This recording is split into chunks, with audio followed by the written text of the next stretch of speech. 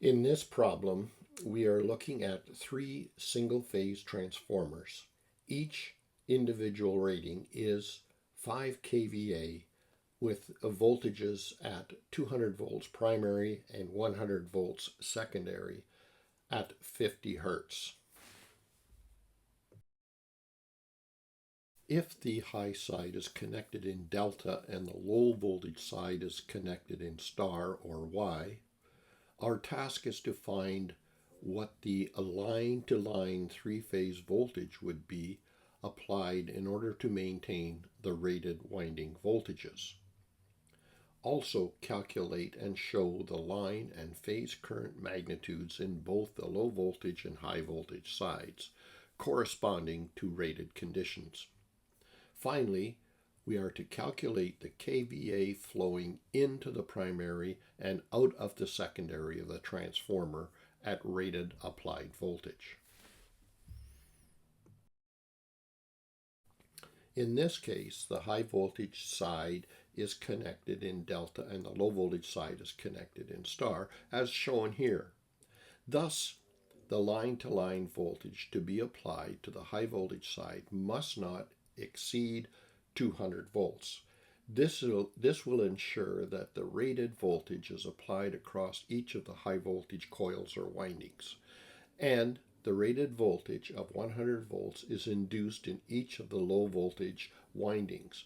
Because the secondary windings are star or Y connected, the secondary line to neutral voltage must be 100 volts. The available line-to-line voltage on the low voltage side then will be the square root of 3 times 100 or 173.2 volts. Since the low voltage coils are connected in star, the line current will be the same as the current in the low voltage coil or winding, which is 50 amp. So the total kV output is the root 3 times 173.2 times 50 VA, or it's equal to 15 kVA. In each high voltage coil, the current has to be 25 amps, and the corresponding supply line current is the square root of 3 times 25, which equals 43.3 amps. The total input kVA is the square root of 3 times 200 times 43.3 VA, which is 15 kVA. Again, this should not be a surprise, as the power going into the ideal transformer must equal the power coming out of the ideal transformer.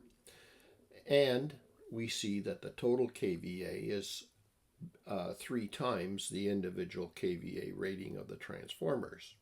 Since the transformers are assumed to be ideal, the total kVA input should equal the total kVA output.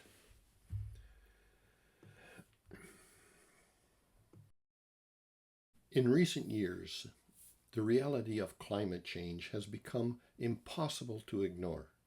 Severe weather events are growing more frequent and more intense.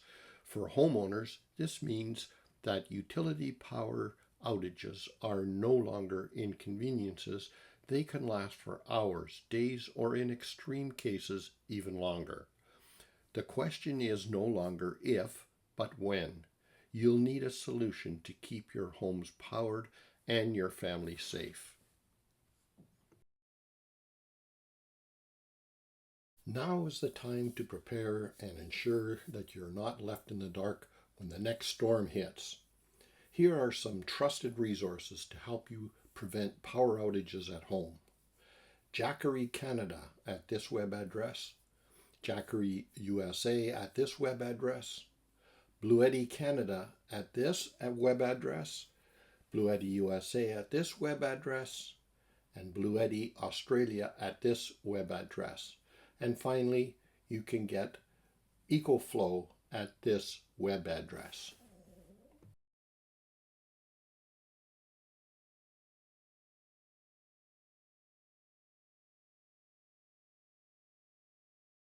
Ready to go beyond just solving problems?